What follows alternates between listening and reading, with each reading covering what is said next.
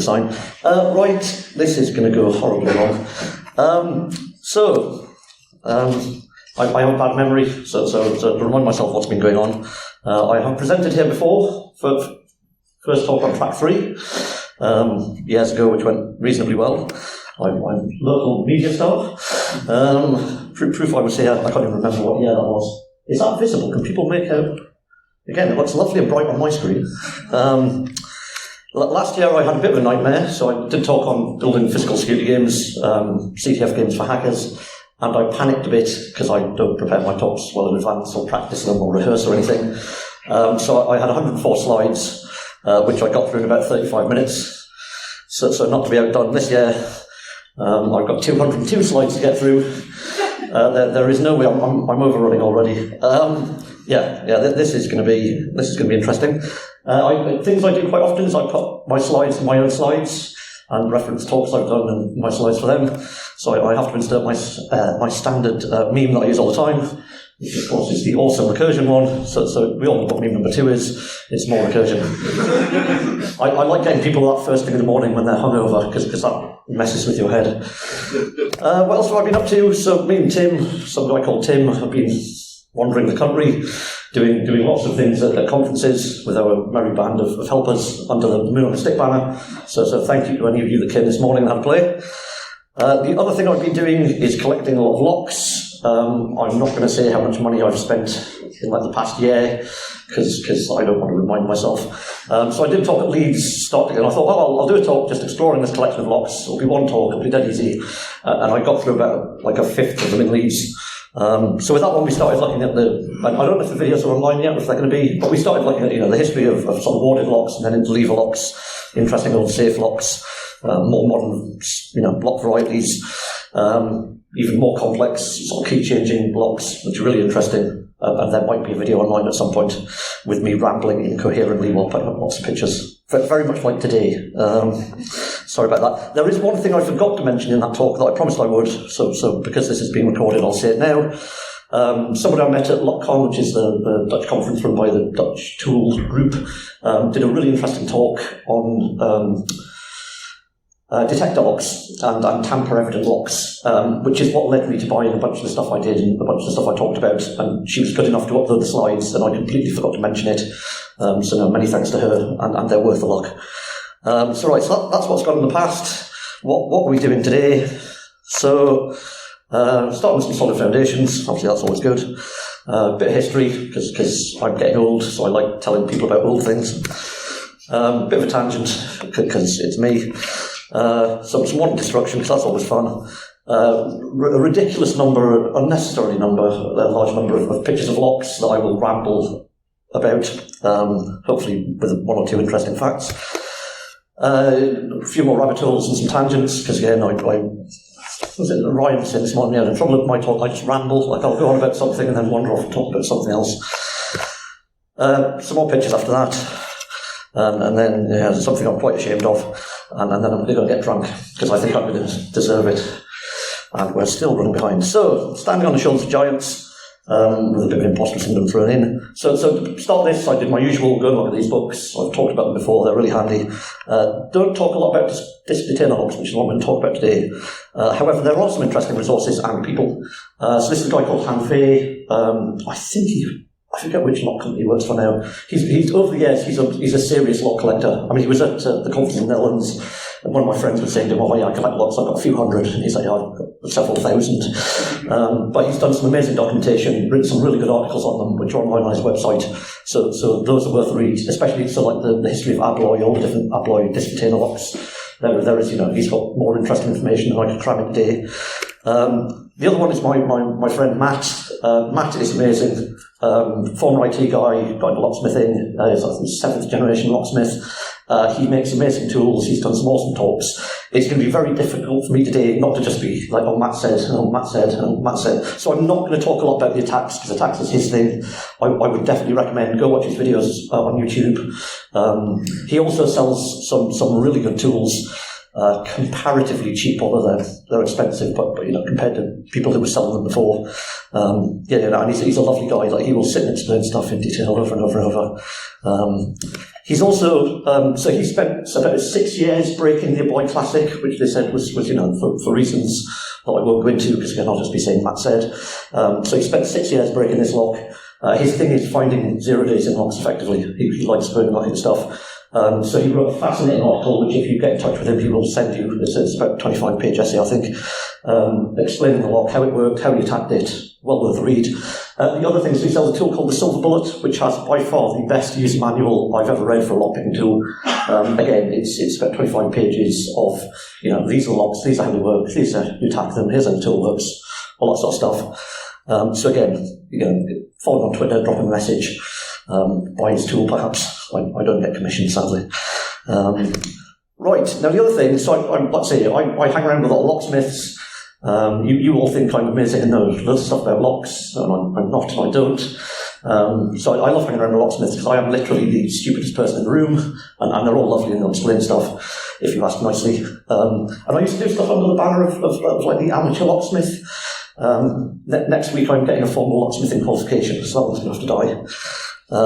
But yeah, so I mean, I am the one-eyed man in the room. I know a little bit about locks, but not nearly as much as some of my friends, but probably more than you lot.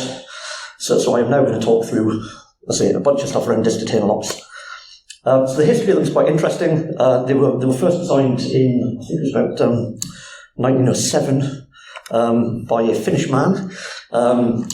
And he eventually got them patented. So this is from US Patent 1514318, describing his design and his theory. And obviously the top bit is like a modern caption back of the lock, not a special layer. The interesting bit is the locking mechanism itself. So the key and how that works. And his idea was, so rather than pins or wafers or any of that sort of stuff, he's going to invent a lock which uses these discs. So round discs with a sort of semicircular key, and they work a bit like safe locks, which I'll explain in a minute. The other thing is I love searching through patents, and again I'm going to go on and on about it. If you want to know how something works and you can find the patent documentation, it's awesome. It's also the history of seeing how things evolved and build on and how people improve stuff. And even like the tools. Sometimes lock manufacturers will patent the tools to attack their locks to stop other people doing so. Brilliant. So let's say his lock worked on a series of discs. And again, these pictures, you're going to see lots of real-world examples of these. But if you think, well, brilliant, in the patent documentation, my lock cannot be picked. So unhackable, right? Matt got it, so clearly not true. But the interesting thing was that it doesn't use springs. There's no springs at all, so no springs to wear out, less wear on the keys of it. And very good in sort of like Antarctic conditions.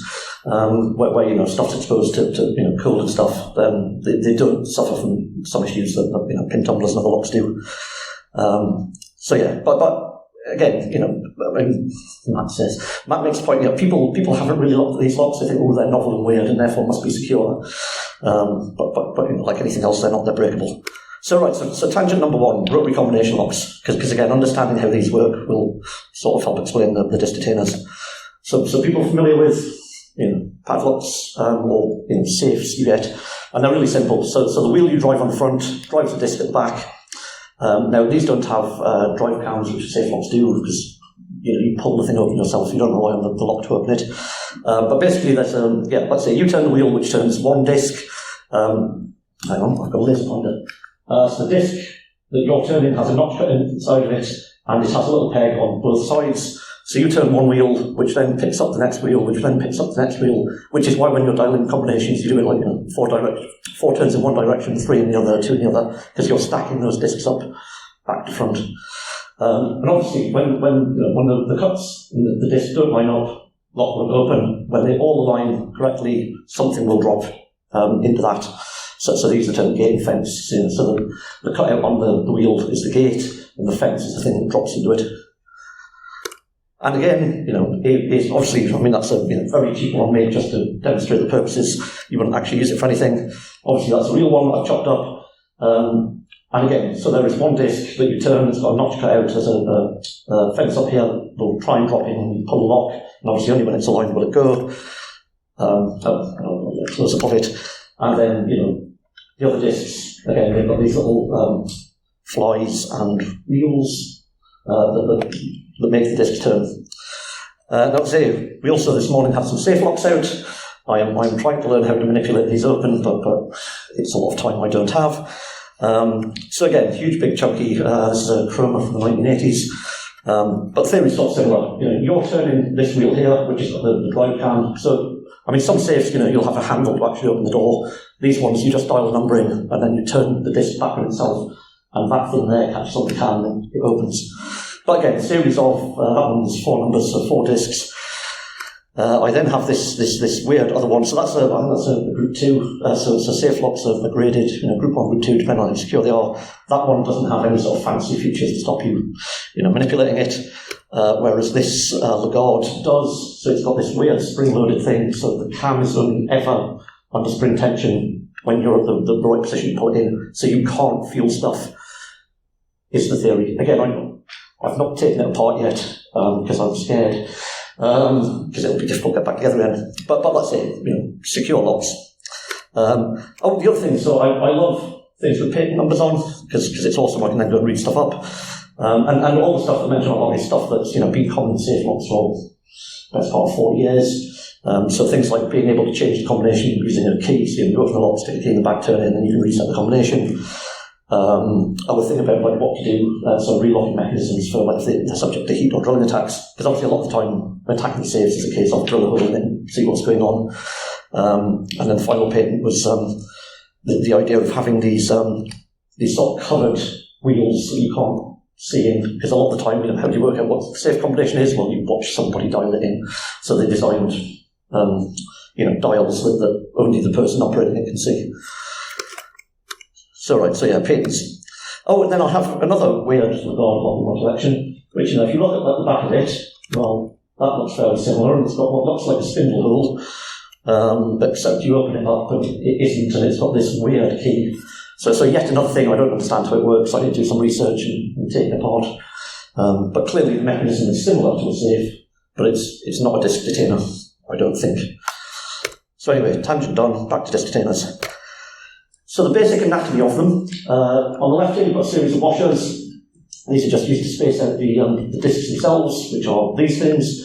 They've got a holder that they sit in, which has got a notch cut out. Again, I'll put it on the right so it's a bit clearer to see. It's got a notch, so basically the washers sit and won't turn. They won't turn at all because of the notch cut on the bottom of them. However, the discs will turn. They've got this little stump at the bottom, so they'll turn sort of through 90 degrees and no more. At the back, you've then got a slot cut in where a sidebar sits, so the sidebar can only drop into the space for it when those notches in the outside of the wheels align. That makes sense? So the key turns the discs, so they all line up. In this instance, the key will only turn in one direction, so it turns, you put the key in, turn it 90 degrees, if it's the right key, it will then have lined up the discs, sidebar will drop in, and you can continue turning it and the lock will turn. If it's the wrong key, the notches won't align, the sidebar won't drop in, the lock won't turn any further. But it's basically 90 degrees of rotation. And you see, so obviously this is like a cheap Chinese knockoff. I mean, it's one of the clear perspex locks that I dropped on the floor and shattered into a lot of pieces. They're horribly cheaply made, like most of these see-through locks from China. I mean, again, they're good for explaining to people the principles, but they're horribly cheaply made. And again, if you look at the key, which I think I've got a better close-up of, again, it looks fine on my screen. So basically, there's only 3 cuts on this key, and there's only 2 different heights that it's cut to, so there's not a lot of variation. I mean, again, you've got, what is that, 8 discs? Yeah, 8. So, 3 possible things, except some of them have to be a 0 cut, so not cut at all, because those are the ones that actually turn the lock. So yeah, let's say there's not a huge amount of variation in them. And they're trivial to open with the appropriate tools. So again, you put the key in, hopefully this is clear. There are little notches, so the little tabs, so there's one there and one there, the rest of them are down at the bottom. So again, basically, key goes in turns. The ones that go full 90 degrees, the ones that sit at the bottom will turn it, and the other ones, obviously, if you overturn them, it's going to stop the lock working. Again, cheap, badly made locks. The first one of these I ever saw was I did a talk at BrumCon. When would that have been? Probably best part 20 years ago. I did a terrible talk on lockpicking, one of the first ones I did publicly. But a guy was good enough at the end to say, oh, you're interested in locks, here, have this thing. And until recently, I'd never opened it because I didn't understand how it worked. I didn't have the right tools. I mean, you can buy cheap Chinese tools which don't work very well. And it's a slightly better key. I mean, again, there's a few more cuts, but not a huge amount. So yeah, cheap Chinese locks, they're all over the place, or cheap disc detainers are all over the place. But what we're going to talk about is slightly more expensive ones in a minute. However, so the trouble with these locks, the cheap ones, is they're not designed to be taken apart and worked on and maintained and rekeyed and stuff. So the trouble is, to see how these work, you have to destroy them. Now, normally I don't do like destructive stuff because my job is doing stuff covertly and not leaving any traces. But for this one, I thought we'd have another go and actually smash the thing up because there's a common flaw in them that people talk about. So here we have a Hilker. Sorry, I need to put the inverted quotes in. This top security lock. I have a collection of locks that say like they're amazing and they're terrible, so it always amuses me. And as again, you can tell it's a bad disc detainer because it's got a perfectly straight keyway. There's no warding or anything. And sure enough, you open it and the entire shackle comes out, and there's a screw on the top, and I'm like, right, lots of screws. That must do something. And all it does is takes the top cowl off. So it's all right, that's not going to let me, because quite often there'll be screws you can take to get the locks apart. Not in this instance. So we need some weaponry. So the first bit of offensive weaponry, good old screwdriver. That I had some minor issues with, so then I went for the backup. So basically what I did, so this plastic cover that's over it, I wanted to get off because I need to get it out. Well, I'll just pry it off with a screwdriver and it wouldn't come on. And in the end, I realised it riveted the thing onto the actual lock itself. So I just got a hacksaw, cut down the sides of it and took it out. Again, looking to see, is there anywhere on the lock that I can get something to take the thing apart? And there isn't. So I'm going to have to resort to brute force. Now, the trouble is, the way these locks are manufactured, so they drop all the lock-ins in, and then that silver in there is like a spring fit. So it's got, and I mean, you'll see in a minute. So it's got a spring clip that's compressed and it's dropped in and the spring expands and it will come back out, is the theory. Unless you stick a screwdriver in there and stop.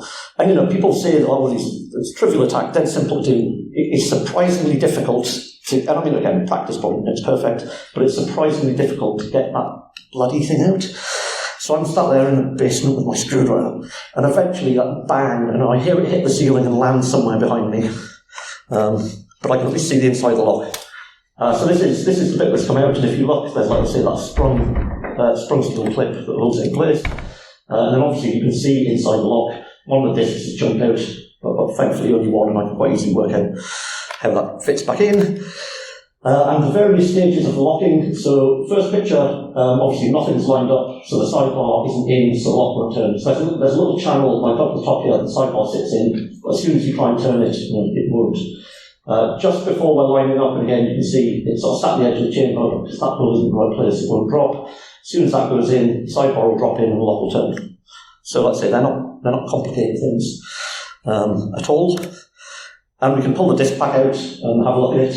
And again, you can see, so that's correctly lined up, so the sidebar's in. And when it does that, again, you can sort of look at the pattern and see which wheels, which discs are used to drive it. So that's the ones that are on the left, which in this instance there's 3 of. And then where do the other ones sit? And obviously that matches the pattern of the key. And with the key in the wrong place, so that's it, like reset. So when you unlock it, obviously you turn the lock back, it gets to the point where the sidebar's under the channel, and then as you turn it, the sidebar pops out. All the discs are lined back on the other side, it's scrambled again, and obviously the sidebar isn't in place, so the lock won't turn. So strip it down, and again we've got a series of disc, 2 washers in one place. Again, I guess just to space it out so it's equally spaced. And then the discs themselves. And if I start pushing buttons, you can see. So again, we've got the key on the right, we've got the disc pack set up, and then we've got the loose discs. And if you look, there's only actually 3 different discs in the thing. So obviously you've got the red ones, which are the ones that actually drive the lock because they're pushed up against the case, and then the blue and yellow ones which don't. And obviously if you look at the key, it's easy enough to see. But like yes, so we've got 2 of them, we've got 3 of those and 3 of them as well. So again, it's not like there's not like hundreds of different bits, certainly not in these cheap Chinese locks. And there we have, I'm running well behind time. And there you have the entire thing dismantled. Again, I like taking stuff apart and taking pictures of it. It's a pity the screen's not terribly clear. So, cheap locks, you have to destroy to see what's going on. We'll now look at something a bit better. So I've got a variety of cam locks and a bunch of padlocks, mostly Abloys, because Abloy, invented this detainers and they produce more. I mean, there are lots of manufacturers. These are just the ones I've been collecting recently. And here is the motley crew. Now, interestingly, so those two keys are effectively the same, plus that was plus, well, the other one plus, which use the same mechanisms. The key's the same. That top card is completely different. That Abloy there is the same as that Abloy up there. But all the rest of them are different. I mean, they're Abloy, but they're different keying mechanisms. So you've got the classic profile, you've got the ProTech, you've got the exec, you've got, what else we've got? We've got Dispot Pro, we've got ProTech 2, and the other one whose name escapes me, but we'll get on to.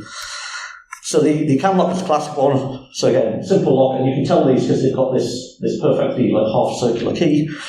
And again, on the back it's got a circlet to take it apart. And again, the key. So these have slightly more variations of discs than the cheap Chinese ones. So these are like 18-degree cuts, which gives you in 90 degrees, how many that is, 5 or 6. I'm too stressed in maths. So you pop the circlip off. I cannot recommend enough get a decent pair of circlip removers. I've had some horrible cheap ones in the past, but the ones I've got now are great because they're reversible, so you can either make them, either they close when you squeeze the handle or the opposite. So that was actually really easy to take apart. Normally I hate taking lots of circlips apart. And again, you can see, this pack, same as the previous ones, slightly nicer, slightly better made. Because, yeah, so I pulled the thing apart. Well, actually, I stood it up and just lifted the top off. And the only thing that's happened is the sidebars dropped out the back, which if you have a look. So these have an L-shaped sidebar in them. When they first came out, the sidebars were round and just straight bars, which left them vulnerable to drilling, because you just drill a little hole in the front of the lock and you basically pull the entire sidebar out. So now they tend to make them out of hardened steel rather than brass, and they're L-shaped and held in the back of the lock. So you would have to drill the entire thing out. I mean, again, I don't do a lot of destructive embry yet. It's something I need to play with. But again, the theory is exactly the same, it's just slightly better made. So in the unlocked position, in the unopened position, all those point to one side, and the sidebar channel isn't clear, and the sidebar won't in. Turn the key the right way, they all line up, sidebar drops in, lock will operate.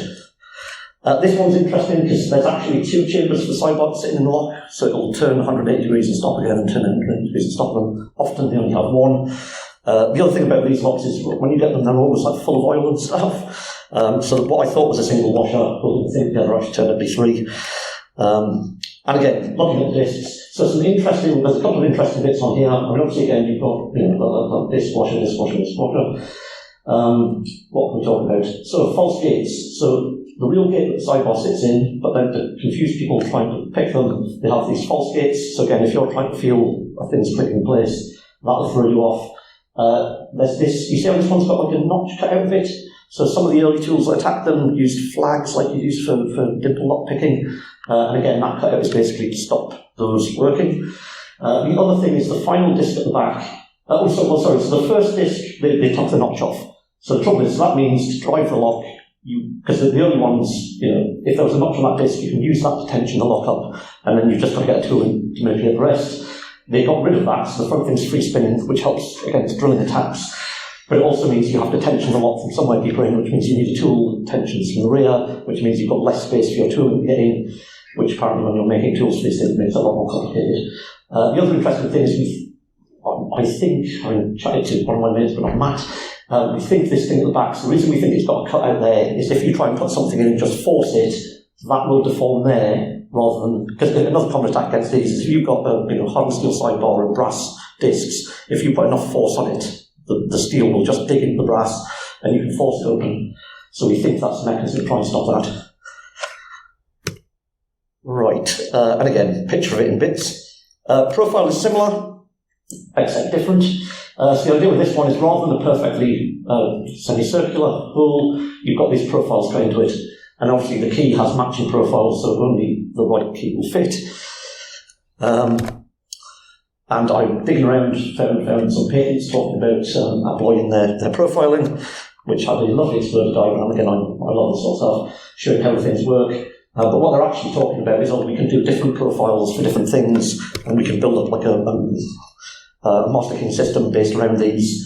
And again, interesting to know, this explicitly mentioned like the false gates to try and, make them less manipulatable, and cut out for the anti-click stuff. And then again, you can build these things into all sort of master keying systems. Now, I was going to go off on a tangent about master keys, but there just isn't time on top of all the rest of it. Are we doing 86 slides in 25 minutes? Getting there.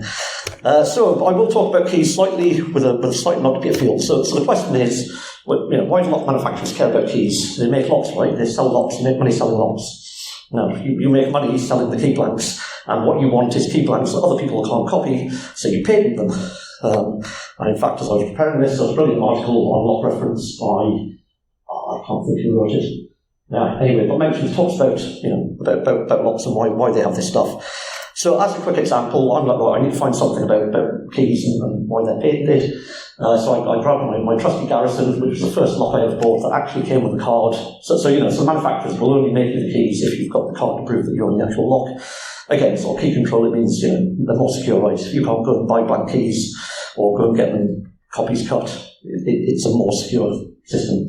So I looked at this, and there were some nice little numbers on the card, and I bet they're patents, and they weren't. But so I went searching for other patent stuff. So this isn't that multi-lock, it's a different multi-lock. I want to say interactive, and I'm sure I'm wrong, but yeah, we'll say it's interactive for now. And the idea with this is, so as well as, the sort of normal key you recognise, it's got these two little bits, which actually move. So they're like little physical sliders, not the right word, but they sit between the key and something pushes one side and it comes out the other side. And if they're not in there, lock won't work. And they've patented it, so now until the patent runs out, nobody else can make these. They now own the rights to manufacture the keys. No one else can make the keys. They can keep making money out of them. And again, keys as they would be cut. Lovely diagram showing exactly how they work and how they sit in the lock. And again, how they modify the lock to make it fit and how it operates. And I love patents, well, for a couple of reasons. Firstly, they slag off any technology that's come before. They're like, oh yeah, there's all these other things that have been, but they're rubbish because X, Y, and Z, and we're going to fix it to make it better. So if you're trying to understand, why did they design it like this, they'll tell you. The other thing is I love it because quite often patents list, well, here's all the patents that came before. So what I think of is like first level redirects. Right, I found a patent, it's quite interesting. Oh, now I can go and read it. Where did that come from? Where did that come from? So if you look at the patents that are listed to do with that one, you've got some stuff to do with the original lock, some stuff to do with how they came, like these pin and pin things, and then a really interesting old one that only appears to have a single image and no text. So it's obviously you click on that to have a look, and that is from, when's that from? 1966. And what they're talking about novel board constructions. Again, wiggly keys. Nobody else, we've patented this wiggly key, nobody else can make this wiggly key. So, this stuff's been going on for a long time. A lot of people making money and making sure they make money by stamping out the competition. And then obviously, then those patents mention other patents, and we're off down a rabbit hole again. So the Dom patent, which was mentioned, one of the early ones, which again mentions yet another patent, which takes you to another patent, which takes you to... Now this is interesting. This is 1920s, and this is one of the bizarrest designs I've ever seen. We'll make it a bit bigger. So obviously, from that perspective, well, it sort of looks like a normal key, but like, what the hell is this thing? So it was a key with like a flappy thing that when you push it in the lock, pivots out and pushes something. So and again, let's say, manufacturers are doing effectively variations on this. I mean, not the same design, because obviously that's patented, but coming up with other stuff. And I mean, this is when you really end up, it's that down the rabbit hole. I could probably do an entire talk just looking at, the history of these modifications keys. In fact, Peter Field sort of did one, so I wouldn't try and, copy him. Then random other bits I found while searching for patents around keys. So they patent the fact you can stick a little indicator on so you can tell the keys apart. They actually wrote a patent on, we can put like a little indicator on. That one actually, and this is the other thing I love about searching patents again, as you can see, oh no, that's contended, or that isn't, and that one was withdrawn. But they're still doing it. So this is one set of MC locks. I forget what they're off, that's a Condor, I think. But I love they've got these little ball bearing things in the corner. You get different colours, so you can remember, mark up which key's which. So again, nothing new. The other interesting thing, so going back and looking at that original patent, I like that. Obviously, you get 20 years. So it started in 93, it expired in 2013. But the other interesting thing that popped up that hadn't occurred to me is, that's litigation. They actually record on this is going through Google Patents, like somebody sued somebody over this, and it's a clickable link. So off we go down another rabbit hole. I was like, sure enough, yep, there was one in the Asia Pacific region, some judicial case about this. Trouble is, that's behind a paywall. So yeah, another potential talk I might do in the future is just like who sued who and why over what and what was the outcome. Right, we're up to 110 in 35 minutes. Oh no, only about 30 minutes. I'm about on track. The other thing is Peter Field. So Peter Field is an amazing bloke. Like I say, he did 3 talks at LockCon. At the end, the third one of which they had to sort of pull him off halfway through because again, he very much like me, he's just going on and on and on. But so he's a director of research at Medico. So he's done like 40 plus years at Medico. Started off as just a locksmith and now is like director of research. And he has the most amazing slide decks. So basically, he gets all the latest, all the high security locks and knows them and cuts them up and effectively ends up with like animations of how all the internal stuff works. It is absolutely stunning. He keeps saying he's going to write a book, like when he retires. And the thing is, like all his presentations are like no photography, no pictures, don't anybody take pictures of this. And it's a real tune, as I say, it's stunning stuff. If you ever get the chance to see him, jump at it, because he's a fascinating guy. And the other thing is it's another rabbit hole waiting to happen, because actually looking at, he's got a few patents doing him himself. So again, I need to go and start researching him. But anyway, tangent done about keys and key maintenance stuff. So back to the alloys. So we're looking at the profile tan lock. And again, I'm getting good tooling out now. So I like messing around with locks. It's not this fancy software nonsense of big lumps of metal. So again, take the back of it off to try and get the internal mechanism. And I'm expecting some horrible circlip. And this is a work of genius. I don't know who came up with this. So I have a look and it's like, it doesn't look like a regular circlip. And because this is like an old second-hand used lock I got from somewhere, I thought the fact it's got like a slight notch cut off the back was just like damage from wear. But as it turns out, if you rotate the circlip, it actually like rides up on a little ledge, and you just spin it and it rotates all the way out. And so rather than being flat, it's got a slight angle, but it's so easy to work on. Apparently also dead easy to destruct, if you put a tool in and hit with a hammer, because it's brass, it'll just pop out. But like I say, it makes working on them interesting. And again, looking inside, so this one's only got a single channel, not the double like the classic we looked at, and the stack looks very similar to what we've seen before, except obviously you've got this profile disc at the front rather than a regular disc. But it operates exactly the same. So, with the correctly turned side door will sit flush, like that, and without it won't. And again, still no little tab on the front disc, so again, you still have to drive it from the rear. And if we look at it, so again, you've got a profile disc on the front, you've got a different profile disc at the back.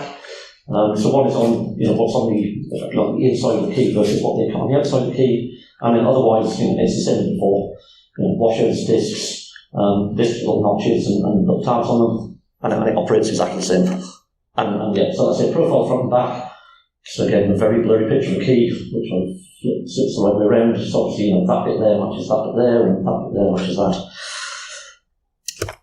And there it is in pieces. Isn't it lovely? So I was kind of worried about taking, so like the reason I started with lever locks and I did the Leeds talk is like lever locks are really easy to work on. Like screwdriver, maybe if you're really a lucky pair of tweezers, but they're simple. And I suffered the same, that all of these are complex things, they're going to be really hard to work with. And don't get me wrong, some of the later ones are, but these things are actually a joy to take apart. So right, next one, and this was so I don't have the key for this lock. This was a gift from somebody at LockCon who at the end of the event was like, I couldn't get it, because lots of people take locks to trade. So all I had to trade was cash. But at the end, one of the I think it was one of the New Zealand guys was like, I might have traded this when I'm here, you have it, I don't want to carry it home. So again, different, still an alloy, still a disc detainer, slightly different keyway, it's got this sort of eye-shaped keyhole. Now I don't have a key for it. So, but again, another useful thing about these locks. So like pin tumblers are really difficult to take apart if you haven't got the keys. I mean, not difficult. These things, there's no problem at all. And again, similar to what we've seen before, so a single notch cut out on the inside for the sidebar to sit in, and then it sort of dropped out, and I'm, well, obviously there's the sidebar, slightly out of focus, but it's like, what on earth is this thing? And why is there two bits where everything else I've taken apart, there's only been one holder that this is in? But I'm quite pleased with myself. I managed to work it out just by looking at it, without looking up reference. Although almost certainly the Hanfei articles I had printed out on the desk next to me do explain this in some detail. But it's like, right, I'll dismantle it and then I'll put it back together again, because the fact I've got a key, it doesn't really matter if I mess up the discs. So again, it's got this weird, so a lot of it is like what we've seen before. You've got, the holder that discs in with a 90-degree cut and a notch for the sidebar. You've got some washers and you've got some discs. Discs this time though have a different shape. So this one is intended, it'll operate both ways, I believe, rather than just like all the other ones turn 90 degrees one way and then back the other. This one I think will work both. And then it's got this weird little system up front. So this is partly an anti-wear thing, so that the key slots into that thing, because apparently over time you get issues with wearing on the keys, and this helps prevent that. And this little thing, these two little bits, are a way of them, what's it called? I've completely forgotten. It's the disk something system. Hang on. No, I'll have a note later on. So basically this is just, so I put it back together, and I set it so the sidebar will fit in, because just hold the sidebar and lock, drop the discs in, so why not? And then I'm left with this funny little bit on the top, and then there's a cap that sits on the top of that, with a steel disc that interacts with these two bars. But what it is, so basically, if you look at the key, there's a little notch cut out on the key, at disc steering system, that's what it's called. So there's a little notch on the key. Now, if you don't have a notch, if you put a key without that notch cut into the lock, it will push these things out of the way, and the tabs will lock into something on the side. So it's a way of like not letting the lock turn until the correct key's in properly. And again, they use this later on in the Protect and Protect 2, and probably the disc locks, with some other stuff to make them more secure. And sure enough, eventually I managed to find some nice exploded diagrams of it from whichever page that is. And I put it back together, and obviously because I put it back together, well, the disc's line, it'll now sit and spin. Again, I don't know how clear it is, but if you lock in the lock, you can now see where the discs would be if the key was in. So again, if I want to try and measure them, well, actually, it'll be easier to take it apart and just measure the angles. But it gives you some idea of, those are which angles they're cut at and how far. So moving up the padlock, now I actually, and again, the trouble is I've just been buying random alloy padlocks. I haven't really been checking what was in one of the Protect 2 when I've got a delivery one of the Protect 2. But I bought a 330, and because the thing is, Alloy will sell you the same padlock body, but with like different keying mechanisms depending on what you want. And it so happened I had it in sec. So that's this 330 thing. Lovely big hefty bit of kit. Having a quick look at it, it's the same keyhole as the one before. Also, you can tell this one's designed to be taken apart because it's got this screw-off cap.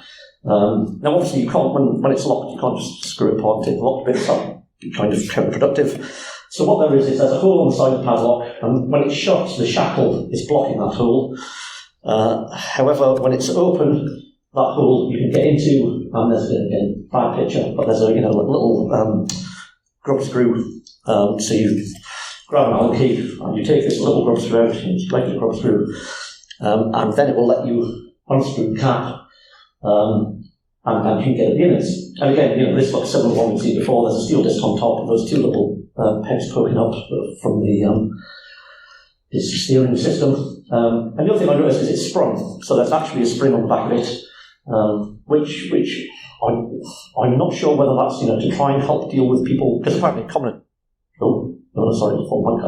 attacks against moss or brute force. So whether the sprung is to help with that or not, I'm not sure. But this one, because I've got the key in, turn it upside down, and again, all the units drop out, considerably more shiny than the old used one. Different lengths. Sorry, what? Oh, no, it could be. Yeah. Where was I? Completely. Yes, right. So again, very simple last one, very shiny. This time I can actually see, it fits together a lot nicer. And again, key knocked on, sidebar sticks out, key in the right look, turn correctly, sidebar sits in. And again, we've got the same DSS we've seen before. So again, you can see there's a notch there and one up there, and that bit there we're pushing for that, and that bit there we're pushing for that. If you have a key that doesn't have the notches that those bits sit in. So again, really simple.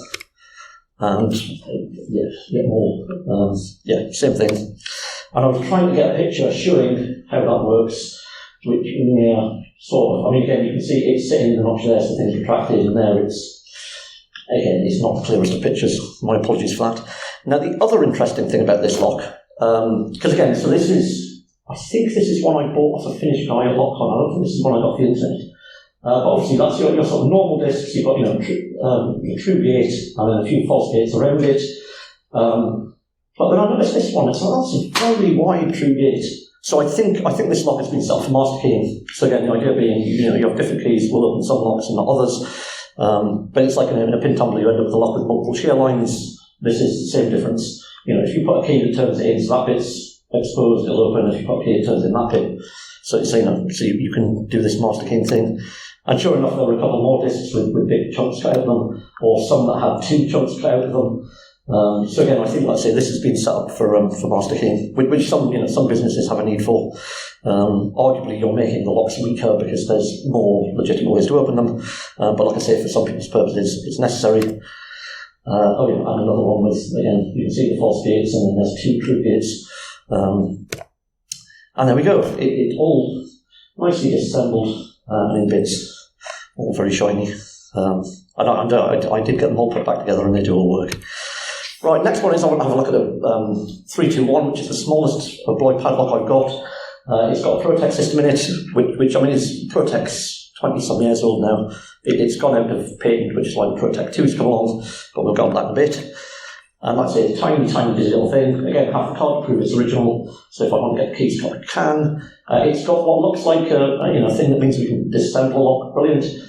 Keyway is slightly different. So the Protec 2, the keyways are symmetrical. On the Protec 1, they're not. So if you notice, the cutouts are different on both sides. Well, rotated.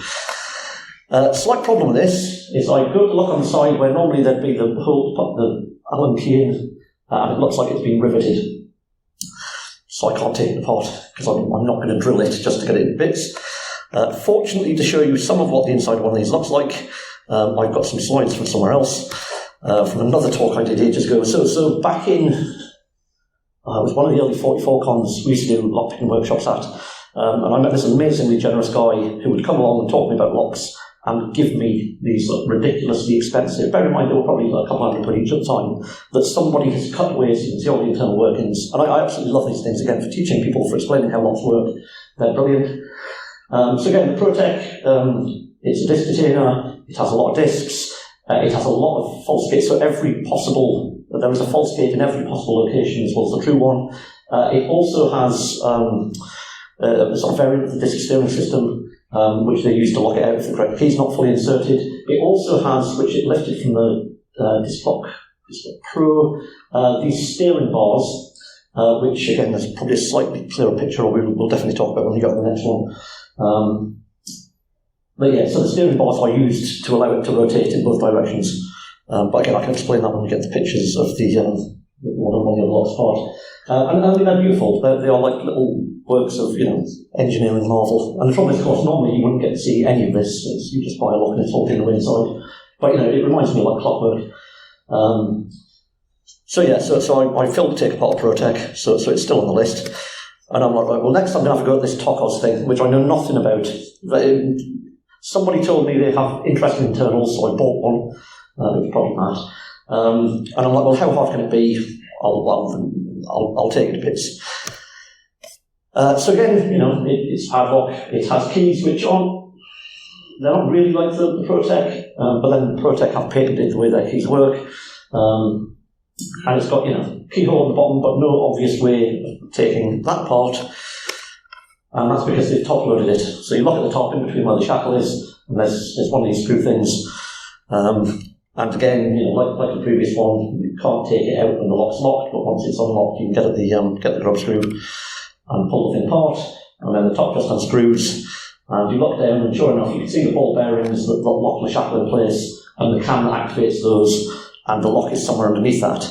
Now, the trouble at this point is, of course, I've got the key in, but because it's got to be pushed through, and the key is wider than the hole that it goes into, I can't get it apart, and I can't get the cam to turn enough that I can take the shackle out for some reason. And I spend ages playing around with it, getting the key stuck, and then getting the key stuck, and the key won't work, and then eventually I just sort of turn it upside down and shake it, and the little bits fall out, which is not ideal, because I have no idea how this thing works. And then I tip it a bit more, and this horrible thing falls out. And I sort of look at that, as I have absolutely no idea what's going on. Well, there's clearly what looks like a sidebar that's somehow got stuck in the middle of the pack, and then there's another bar, and another bar, and it's like, oh, right, that will be like that thing that Alloy has. So again, it's like, right, I'll strip it all down into bits, and see if we can rebuild it. And this, I mean, again, this was, I dread to think how long I took playing with this. But I know how it works now, so that's fine. And again, it looks slightly different inside. I'll spin things around so roughly in the right direction. So again, you've got, these are the washers, the larger of the things. And obviously these are discs, so washer disc, so front plate, washer disc, washer disc, washer disc. The discs, the washers are quite interesting in that they've got these sort of lips around them that protrude up, so when you put them together, they actually stack nicely. Looking at the discs, you can tell the lock will turn either way, because there's two notches cut for the sidebar to drop in, apart from when it's in one position where it needs to sit without the disc rotating at all. So again, you can see one notch, this will turn, one notch, this will turn, two. And so I'll put it back together again. Again, have this interesting thing, very much like the Alloy, where the key sits in the channel. So again, to keep it straight, to keep it, stop it from wearing too much. So I managed to get the key in, and I build the discs around it. And like I say, it's got this lovely, it looks almost like some armour plate or something, the way the washers stack up. And obviously I've got it at this point, so the sidebar is protracted, so that's it in the open state. And this is the sort of the system, the two-bar system that they use to allow rotation in both directions. So the way that works is when the key is in and turned, the two bars come together and one drops under the other, which locks everything in place. So without the key in, the bars sit apart. If you put the key in and turn it one way, like that bar will get pushed over, and when they push in these notches, let's say the thing will connect and turn if it's the right key. And if you turn it the other way, obviously the other one will go across. So like I say, the lock will turn in both directions. It's a really clever little system. Although when you first have one in bits that you don't understand how it works, it's a bit awkward. And then getting the thing back together again was slightly difficult, because again I've got to load it to get the discs in first, then get the cam on top of the ball bearings. But fortunately this sort of thing that the key sits in is quite handy to hold on with a pair of tweezers. So again, drop it in the lock body. I think I actually put it in. No, I must have put it in open, but I didn't put the sidebar in first. It's like get the main disc pack in, make sure it all lines up, make sure the key still sort of turns it, and then just drop the sidebar in a pair of tweezers, and then quickly put the cam in and ball bearings back in and fasten it and never take it apart again. But I got it working. It was all good. Ooh, I'm getting close to time. So we'll speed up a bit. So right, Sentry. Some people say Sentry is like a Bloy's sort of weakest padlock thing. Again, it's intended to be used in like multi-key systems, to be master keyed, and sort of industrial application. Significantly heavier keys than the other Bloy locks, so it should be hard wearing. And again, it's got this almost square key profile. So again, if you're trying to identify what sort of Bloy is by looking at it, if it's got that square profile, it'll be one of these. And again, just close up the keys. The cuts are slightly more complex, and again I need to go read the pins and understand exactly why. But similar system, you unlock it, rub screw, take the rub screw out, unscrew the back of it, again, regular rubber screw, take the back of the lock off. Again, it's sprung, because it's got this sprung on the back of the cylinder, but otherwise same, we've got, again, packs of disc, sidebar, and that's with it opened. So that's it, with the key turned the right way, sidebar drops in, key not turned the right way, it doesn't. And again, it's got this same sort of bar system, though it hasn't got the thing for the notch on the keys. It hasn't got the disc steering system. So again, simpler than their other stuff, probably more hard wearing, but not necessarily more secure. And again, get it to bits, take lots of pictures, and then for some reason, and again, I think this was before I put some of the early photos in showing how the sidebar works. So again, with the key in the right place, sidebar drops in, with the key not in the right place, sidebar sticks out. Again, they're not rocket science. Right, looking at something that isn't Abloy for a minute. So we've got the Airbus. Now this is interesting because the granite design has changed over time a lot and they've added more things in, but again, they're eminently openable. One thing I do about this is it came with two keys, one which is on regular size and one which is huge, which has got a torch built into it. It's a little blue LED, so if you're trying to find your key at night when you're drunk, that'll work. The key actually has like a slight profile in it, but the keyhole's dead straight, which again I don't quite understand why. And I look at this thing and there's a grub screw on the side. Brilliant, we'll whip that out, and all it does is takes the plastic cover off. And actually the shackle then drops out because it also holds the shackle in place, but there's no way, there are no serviceable parts, so I didn't get it apart, which is disappointing, but it's alright because I have a backup. So again, Airbus Prestige Plus, rated 9, or almost as good as it gets. Similar idea, similar looking keys, it's just it's silver bodied rather than black. Got a nice thing that it looks like you can unscrew where all the internals are, but it doesn't seem to have any sort of grub screw that you can get at to undo it. So look all over the lock, can't see anything. Take it apart, look down the hole where the shackle goes, and it's alright. There's a screw in there, which is slightly strange because it's holding something on that rotates that way, and it's so I take it apart, take the screw out, which is an enormous big fat grub screw. Obviously that's like a regular size screwdriver, that's not a little screwdriver. And my mum phones me up just at this point, and I'm talking to her on the phone, and I'm trying, and yeah, two ball bearings drop out on the floor, roll away. I found one of them. So the mechanism at this point wasn't working terrible. I mean, I can unscrew it back now, because so basically there's, the grub screw comes up here, and then there's supposed to be two ball bearings, the second one which stops that from spinning. But now the ball bearings are out, it'll spin freely, and again, cover comes off. Now, because I've got the key, put the key in because it makes taking the disc back out a lot easier. But it's a similar idea. The disc is dropped out slightly at the bottom. But again, key turned right position, sidebar drops in, key not turned right position, sidebar protrudes. This one doesn't have, so the carrier that the disc sits in doesn't have the 90-degree notch out of it, but it's got a thing inside. Again, I don't know whether that's they were trying to come up, I don't know whether Abloy have patented that 90-degree thing and they decided to do something different. But otherwise, it's very similar. Fortunately for this one, there's the disc pack has a can, so I didn't have to take any of the ball bearings out or anything. That all stayed in one piece. And here are the innards. Again, they're slightly different in that you haven't just got a little notch that sticks out that limits that 90 degrees of rotation. You've got this 90-degree cutout on the other side. What else is there? Butterfly discs. So front and rear, they have these butterfly discs, and the idea of those is if you move them, they lift the bar out of the way. So the idea is you shouldn't move them, but if you're trying to pick them, you're likely to. Although again, if you know what you're doing, apparently easy to bypass. And yeah, putting it back together, it all worked fine, and I even found a missing ball bearing, so it's back and complete. Right, 362, Protect 2. So this is an interesting one. So reading up, and this is a quote from Security Snobs, no major enhancements to security or reliability for the Protect 2. It's another patent thing. So Protect 1 key, no interactive element. Protect 2 key, little ball bearing. Little ball bearing doesn't really add a huge amount of security, but it means they can patent the keys for another 20 years. So again, recommendations from Security Snobs, and who might argue, no major enhancements. If you've got Protect, that's probably good enough. So on the lock itself, and this is the biggest, heaviest, and chunkiest of my locks. And again, look at it, and it's like, it hasn't got a thing on the bottom to take it apart. And looking inside, you can see there's like some ball bearings and stuff that I think are to do with this mechanism for the ball bearing. And then I look, and oh god, it's another top loader. And this one's weird. So again, looking, there is a hole that you can only get in when the shackle's open.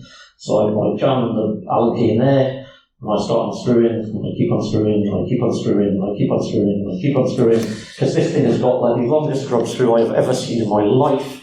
I assume that's hardened steel, and it's deliberately intended to try and mess up people drilling into it. It certainly makes taking it apart interesting. And I whip the top off and I have a look, and sure enough, there's a brass washer, and there's the cam that moves the ball bearings. And at that point, it's like, no, I've had enough. Like, taking that Tokos apart was not fun. I don't want the first time I take a Protect 2 apart to have to be like, dump it out and try and put it back together again. 5 minutes left, this is going well. So yeah, so I'm going to buy some Protect 2 Euro cylinders so I can take those apart because they're a lot easier to work on than padlocks. And that's about me. So I just need to quickly say, thank you to the people who helped out in the lockpicking village this morning and do regularly because I couldn't do it on my own. My friends at Tool UK who I spend a lot of time with, and that's how I met Matt and learned all this interesting stuff.